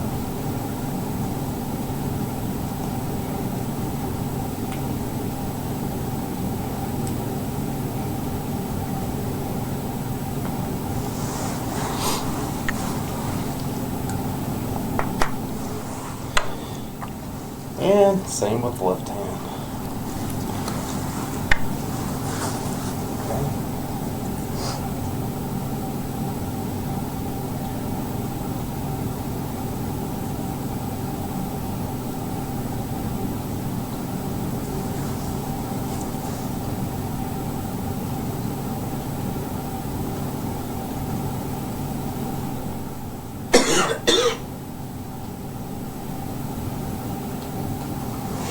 Okay, that's it. This is a gunshot residue kit. It will detect even the minute amount of residue left over from the firing of a handgun. So, any questions at all? Okay, Thanks, Jeff. no problem. Mr. Carrillo, you said that, and I think I remember, but when we were bringing you up here, you'd actually injured your leg. That's why we couldn't come up the stairs. We went up the elevators. Am I remembering correctly? Okay, tell me about your leg. What was the deal? Was your leg hurt, or was it that the officer just didn't want you coming up here, up the stairs, and you tripped and stuff? No, I almost tripped, but I'm good. My shoulder hurts though. Okay, all right. And I mean, is your shoulder? When did that all start? Just Your now. shoulder pain? Okay. Yeah. I've had bad shoulders, but it's been a while. But the way With the flex cuffs on? yeah, I was Okay. like this, and it started hurting the truck. Okay. Now, did they bring you out in? Uh, Just in your shower or your flip flops there? Yeah, well, because I was walking and I almost slipped, but Okay. no, I'm good. Now this Bo fella, how long? You said you've only known that he's actually been around probably a week. Is that right? To your best recollection? That's it. What kind? Were you able to get any kind of information from Jennifer about him? Like Jennifer hasn't talked to me. how? Who knew about him? No one knows. Did he just kind of come out of Yeah, nowhere? just like them, and Okay. I'm like, okay, thought you were talking to what's his face, Brownfield. So, okay, And do you know this other guy that she was talking to from Brownfield? I don't know. Maybe. Okay. Okay. Does she know anybody else named David? Does she have any other guys that she hangs around with named David, or that she has any connections with or anything, or are you pretty much it? I guess. Okay. I know she would be with a lot of guys, like talk to a lot of guys, but not that. Does she know anybody else named David? Detective Johnson is not asking casually. He's asking because Jennifer used a first name on that 911 call, and he is checking whether David has anyone else to hand him. David hands him nobody. He says, I guess, and not that I really don't know. He does not offer a second David. He does not offer any name at all. He has just closed the last door available to him, and he does not know it. Okay. And you made sure that you had secured that 40 in a place where, as long as, I mean, for any practical purpose, she probably didn't know where that gun would be at, unless she went through that whole entire house. Well, because she was when they would come clean it, Yeah. or not come clean it, she would have to clean the whole house so they can come look at it. Okay. So it's like, Was it in a Glock brand case? Says Glock brand on new. it? Okay. Yeah, it's brand new. I wanted a shot at testing. Okay. You know, do the test. And what was that? Do you remember how many rounds you put through it for your test? I don't know. We went through. I can't remember. Okay. Did you clean the weapon after you shot that weapon? Do you remember? Okay. We took it apart, and Okay. he would show us, okay, this is how you take it apart, you put it back together. But I done already forgot. Okay. And it's a .40 caliber weapon. What kind of ammunition did you have to carry for your job? Did you carry I'm not too sure. Was it hollow point ammunition or just a full metal jacket, the standard? The standard. Okay. Yeah, the standard. Okay. Did you buy it or did they give you everything? I've only bought it. I bought it one time and I just bought a little case. I'm not really into guns. Okay. I'm not really Okay. an ammunition type. Just, Whenever you secured that weapon, you did put it back in its case. Do you remember if the magazine was in the weapon or out of the weapon when it was in the case?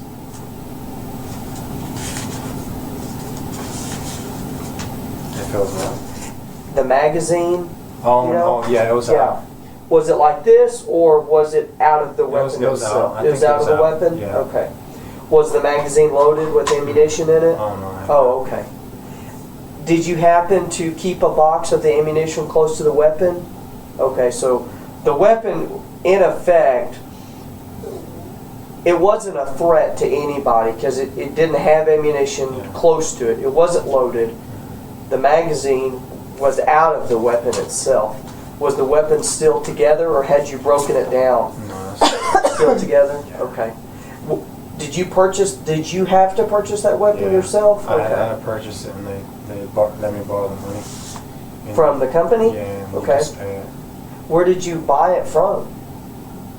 I bought it from that gun shop on 34th. Okay. Do you remember when you purchased it? Years. It's been years? Okay. Would you give us consent to search your vehicles and your residence and search your phone? That's so we can confirm your statement. Will you do that for us? Okay. Let me get all this filled out. On all the vehicles, right? Yeah, well, you own two, right? Yeah. You own two?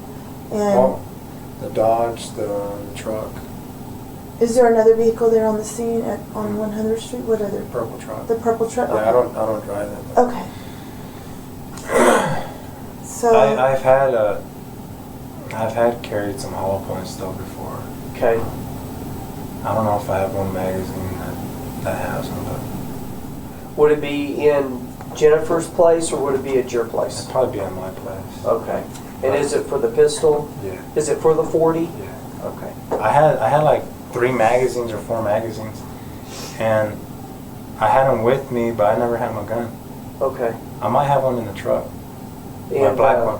The Cadillac? Yeah. Is that's an Escalade, right? Yeah. Okay. I might have one in there, but Okay. If there was one in there, what do you think it would be? What kind of a weapon is it going to be? no, just the magazine. Oh, just a magazine. Yeah, just the I magazine. got you. Okay. I just think the that magazine. one. A friend gave me that one years ago, and he's like, "Man, here's these hollow points." I'm like, "Use them." And I was like, "No, we have to use those just the standard." So I was like, Okay. I'll hold on to it though. I had about 3 or 4 man. I think I was only down to 1 magazine because it came with like 3 or 4 when I bought the gun. 3 maybe. And a friend's like, "Man, here's another magazine in case you want to go shooting." And I have some rounds in it. Okay. Some hollow points. I think they're hollow points. I'm not too sure. But man, they're old. They're like when I used to work for Loomis. Yeah. How long ago did you work at Loomis? Man, it's been 3 years. Okay. And why did you quit Loomis and go? I believe you said you went to Brendan and Clark, or No, to the oil field. I went to Aqua One, then I went to the oil field. Okay. From Brandon and Clark, I went to Loomis and to from Loomis, Aqua One, oil field, back to Aqua One, or Okay. back to Brandon and Clark. And what happened when you quit Loomis? Why did you stop working there? Do you remember? Man, that job was so damn stressful. What was the most stressful about it? Being in the truck with no AC, Okay. and those armor trucks with a vest. Yeah. So you were the driver, I guess? We would rotate. Okay. So there was, so that nobody could pick up on a pattern, I'm assuming, whenever you did your No. drops and stuff To train. to train? Yeah, they'll Okay. just throw you out there. Yeah, I didn't like it. I did it for like 2.5 years.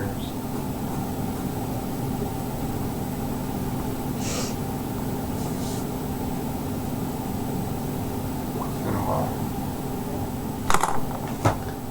Sorry, I've got to run all these tags so I can put it in your consent.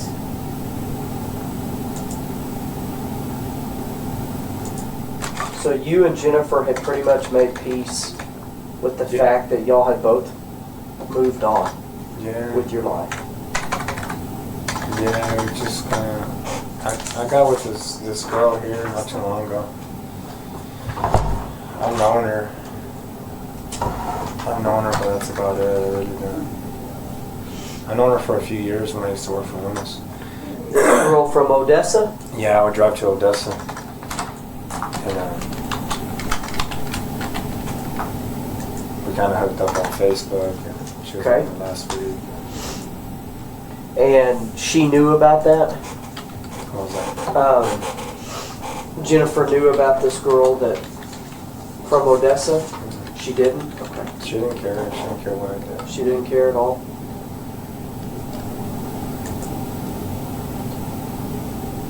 Spell Carrillo for me, please. CARRILLO. There's 2 R's and 2 L's, right? Yes, ma'am. You have your phone with you right now? Okay. Tell me, what kind of telephone is it? It's a Note 4. A Note 4? Samsung make that? Okay.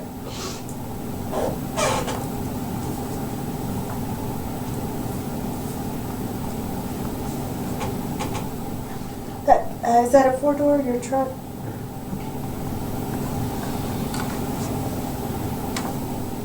And who is your cell phone company? Sprint. Sprint? Okay. How long have you been with Sprint? For like not over 2 years. What's your phone number, partner? 806 Okay. 559 8406. I just got that phone like 2 weeks ago. Okay. Do you have a particular security lock code on it? 14296. 14. And describe it for me. Do you have any kind of particular armor on it? Does it have a And it's just body glove case, anything like that? it's just got the outer box. OtterBox on it? What color is the OtterBox? Black? Okay. Is it a flip phone, slide phone, or smartphone? Smartphone. Okay.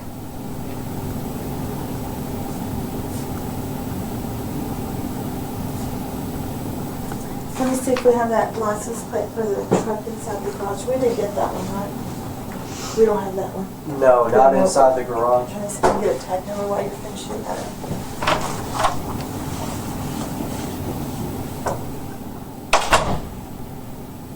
What color is the cell phone itself? Black. Black? Okay. Is there any damage on the phone? I don't think so. Your screen's intact? Yeah. All the buttons are intact, stuff like that? Does it have anything that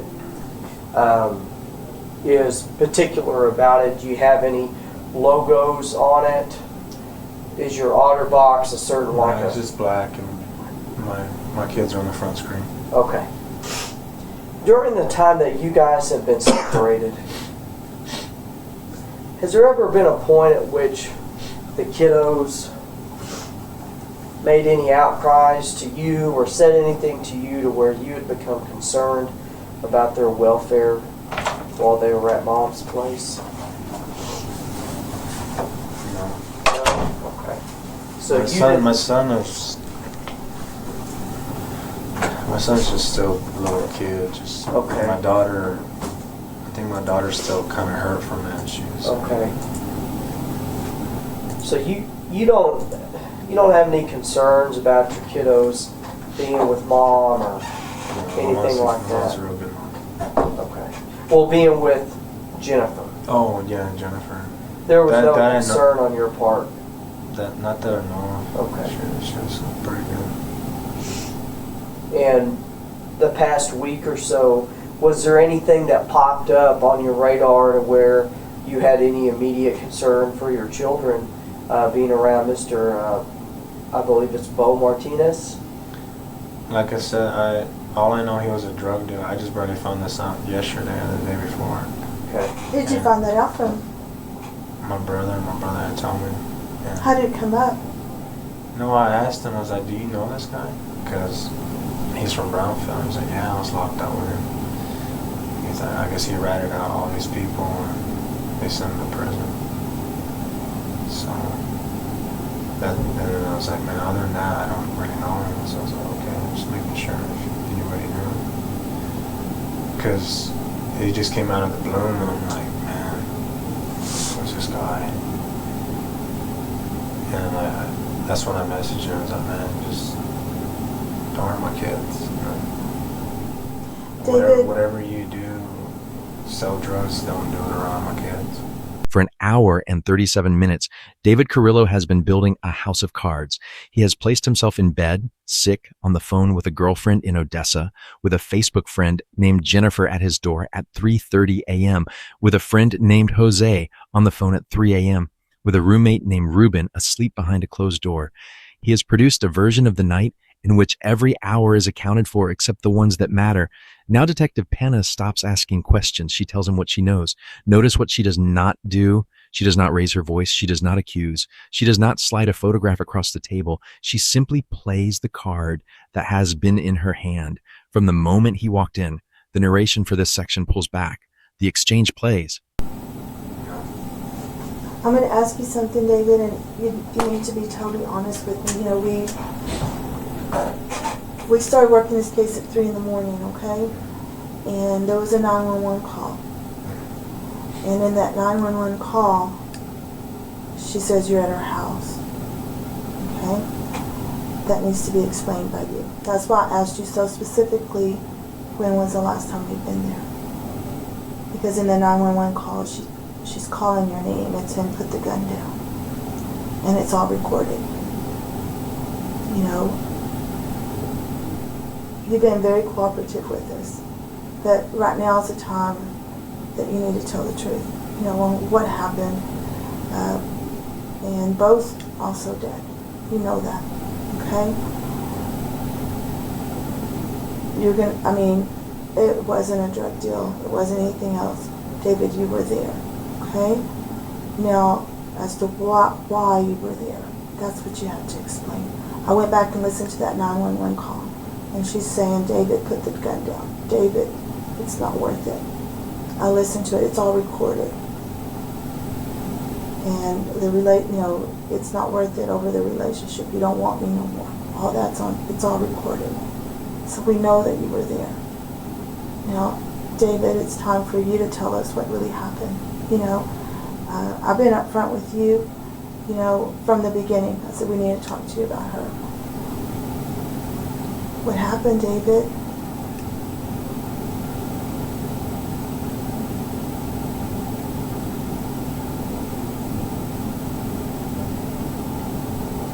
He threatened me. Okay. And tell me what happened at 3 in the morning when we got that 911 call. Tell me from the beginning to the end what happened. Just in your words. This is your story to tell, you know.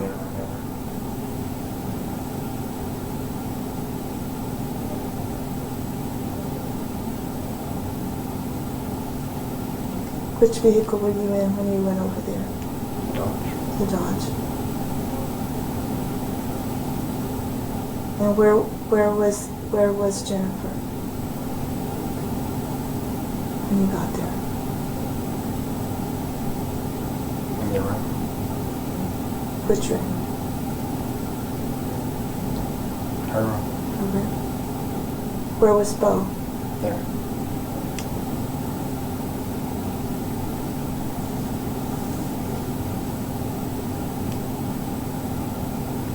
And then what happened? An escalator.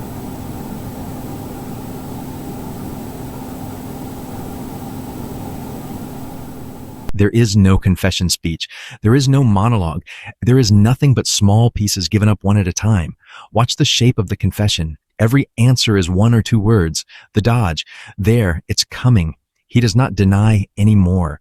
He simply narrates the physical geography of a murder. Where he parked, where the gun is now, which window he came in through. Where did you have the gun? Did you get it? Did you take it with you? Yeah. Where's the gun right now?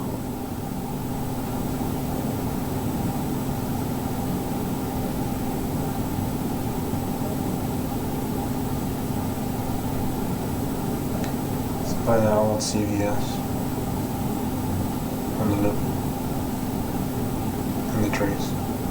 And where? By the trees. By the trees? By the trees. Tom Street Place. Tom Street. Oh, okay, off of Marshall Sharp Freeway. It's that abandoned building right next to Tom Street Place. What side of the building, partner? Is it closest to Marshall Sharp or closest to 34? Marshall Sharp. Okay. Is there anything else with that gun? Do you have, is the magazine with it? I think so. Okay. Where's your clothing that you were wearing? Were you wearing these clothing or something else? I was wearing that. So where about would the gun be if I need to, we need to go get it so no kids or no one gets it, okay? Where would we, if we wanted to go straight to that gun, is it inside the building? Is No, it it's just stashed behind the trees.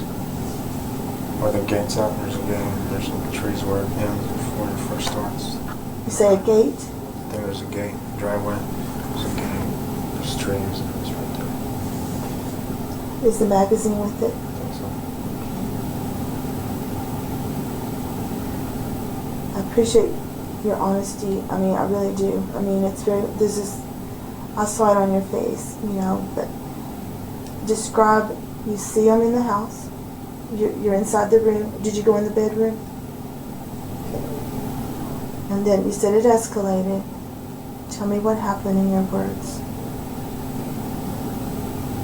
He came at me. How did he come at you? He got up and just came. So, shot him. And what did Jennifer do? Same thing.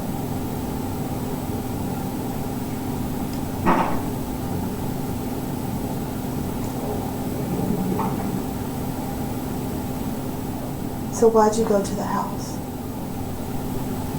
I was gonna confront him. Tell him why is he threatening me?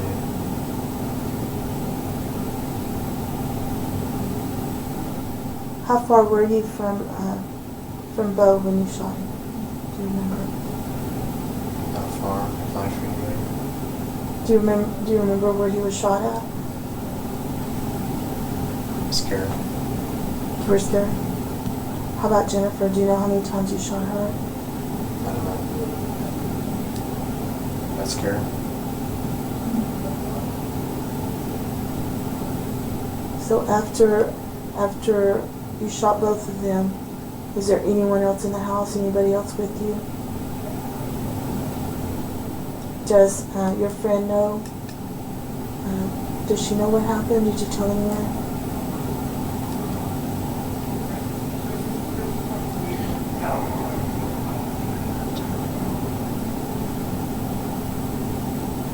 I wasn't supposed to happen. And a lot of times when this happens,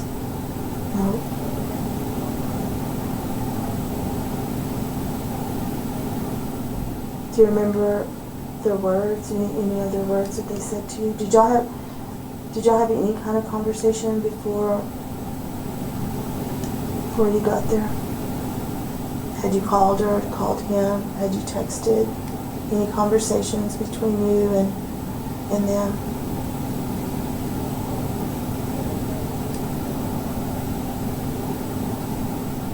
Well, I'm gonna go tell them where to locate the gun, okay? That way no one gets hurt with it. And I'll be right back, okay?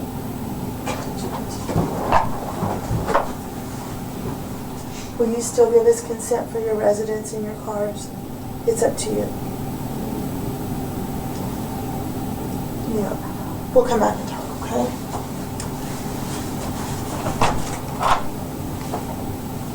These threats have been going on for the whole week. Were they escalating?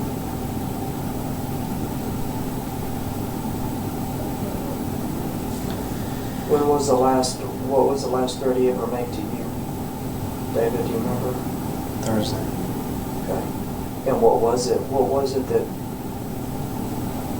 that caused you to go into this kind of mode, this defensive mode, that you felt you needed to confront him?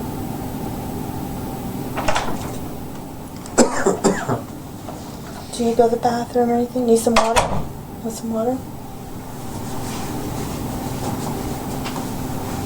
Did he make a threat against you directly, David? What was it, do you remember?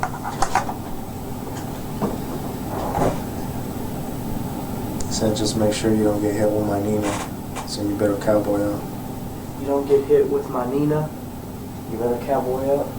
And what does that mean to you, sir? Means once he sees me, he's gonna shoot me. Okay. You had told us that you had your Glock 40 in that house, and we've gone over that extensively, but we now know that there's a good chance that you had it all the time. Is that correct? No.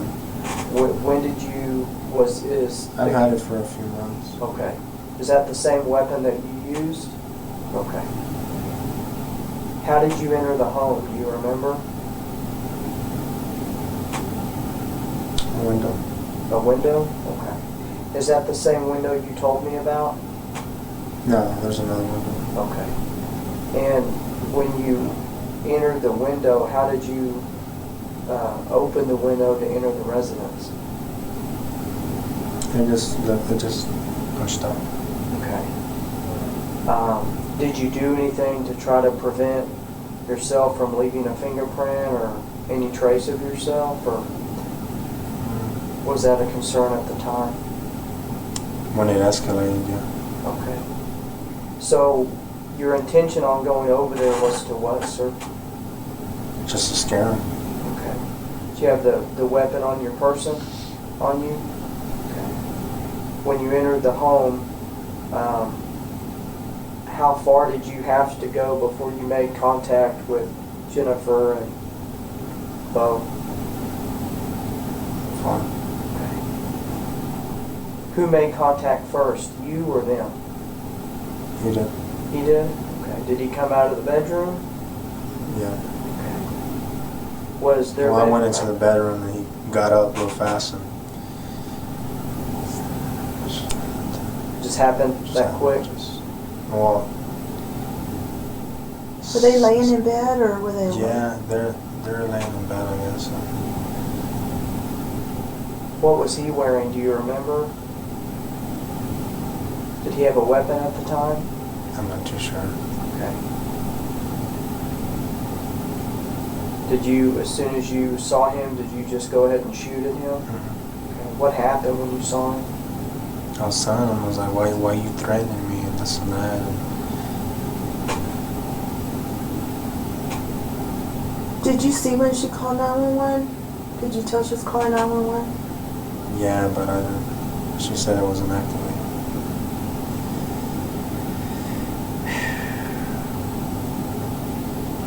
Why did you shoot her?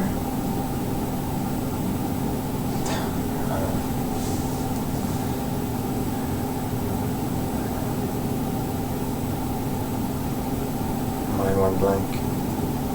Okay.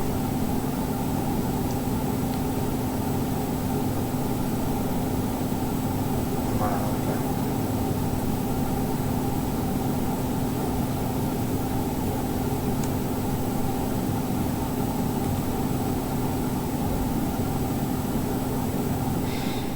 One blank, not a word, not an answer, just one blank.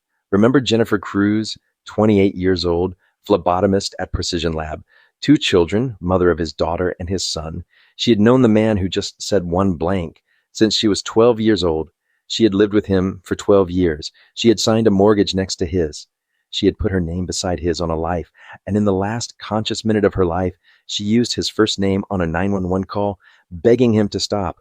And the answer he gives to the question, "Why did you shoot her?"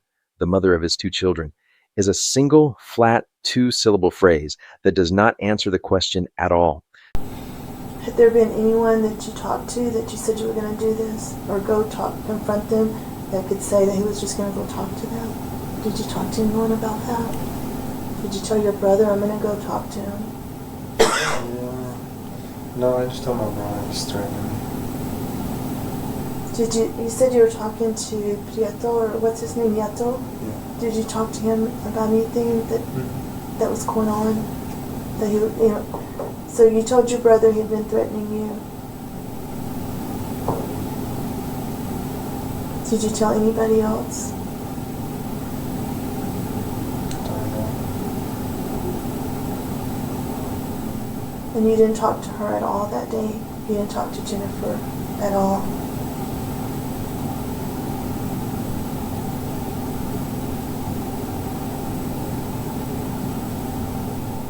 And you said it was the old CVS over there by Slide. He says about some trees.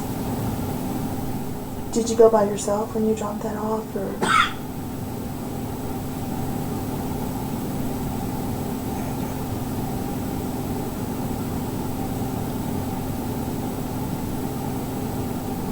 Do you remember were they both shot in the bedroom, or were they shot in the living room or another room? No. There was evidence that the back door had been kicked in. Do you remember? Do you remember how you got in, or did you really get it through? So had there been damage to that door before? Which window did you go in? Did you already explain which window? You said a back window. Where did that window lead to? Back room. The room they slept in? No, a different room. How did you, was it window unlocked, or was it?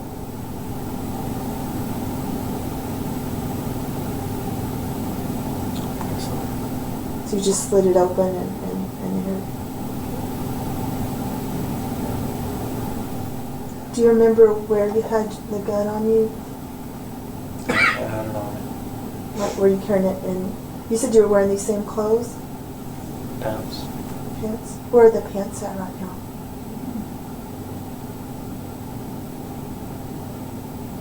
Not my suitcase. In your vehicle, in your red car?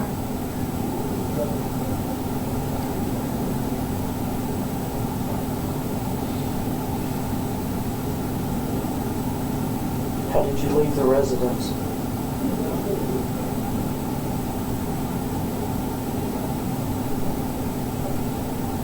Back door. Did you go through the back gate? Where did you park when you got there? On the side, would it be on 45th. 45th? When you got there?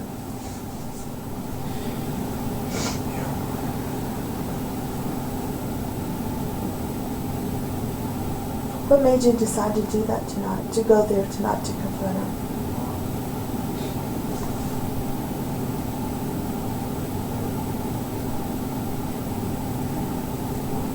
Thoughts in my head, just. Sometimes it's just. I don't know if I need help, or. I don't know if I'm bipolar or what. She's always told me if I'm bipolar. You're always bipolar, always acting crazy. Not acting crazy, but just flip out. Had you ever hurt anyone before? Never? Well, they're going to call me as soon as if we need to. Would you show us where that gun is? If we need to transport you there to show us exactly where it is, would you do that for us? I think you think they can find it pretty easily with the information you gave us. Just look at the trees. I'm sorry. Just by the trees. It's kind of buried. You know, it takes a lot to explain what happened. A lot of times people get scared even when they talk to us. I appreciate you talking to us and that we can bring closure, because, you know, your children are going to need some help from this, okay? They're going to need some closure. And the first thing that you did is you took that step today, okay? I know it's hard, and I know that it takes a very big person to be able to sit here and admit to. A lot of people won't stand up for what happened, you know. But the ones we're concerned about too is, you know, right now your children are finding out that their mom is gone. And That's not right. yes, sir. You know, and we want to, you know, concentrate on them and do what's best for them. You know, and today, you know, you brought some closure for them to be able to heal a little bit and start healing. It's a long process, though. You know, and I know you love your children. You've done a lot for your children. You explained that to us. But you know, they're going to have to deal with the aftermath of this. Okay. Do you have any questions for us, Jeremy? At what point did you decide tonight that you needed to go over to the house?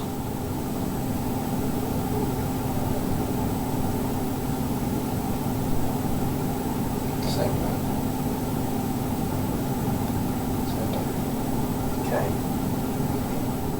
We talked pretty extensively about you going to your mom's house, y'all eating dinner, you made a couple of phone calls from there, you drove around the South Loop because you were under stress.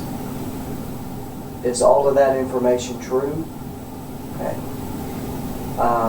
You said that you drove around till about 11:30 or so, you returned to your house.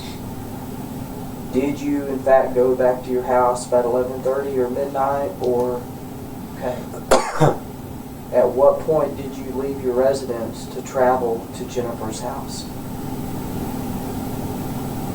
What? When did you leave your house to go to Jennifer's? Do you remember?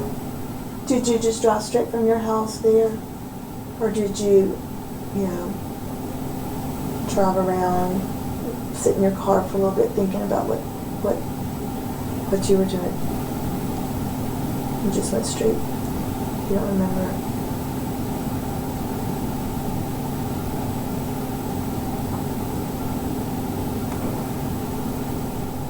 You said you were wearing some pants. You said they were in a suitcase.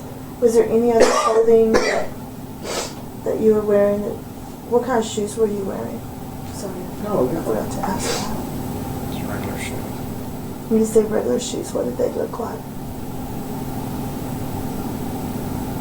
Black polo. I'm sorry, black polo? Are they in your suitcase also?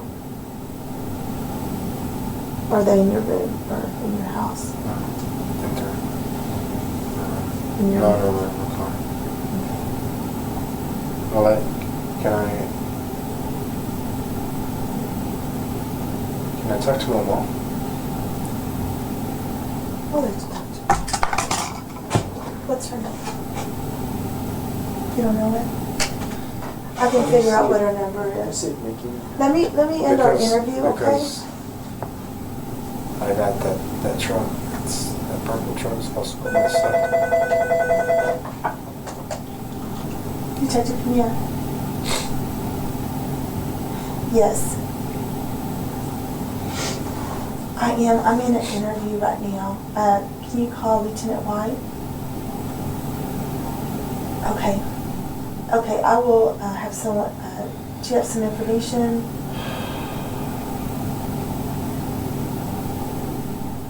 Okay, we'll get that in a little bit. Okay, bye-bye.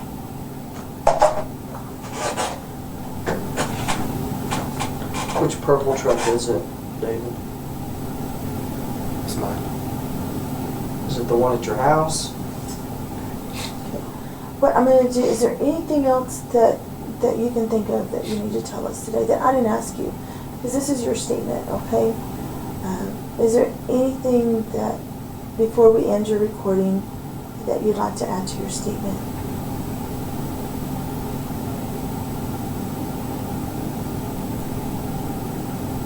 No?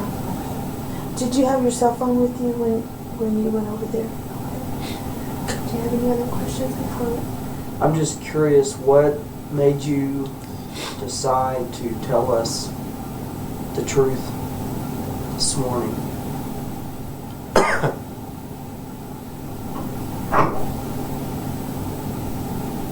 I'm a pretty honest man. I don't like to lie.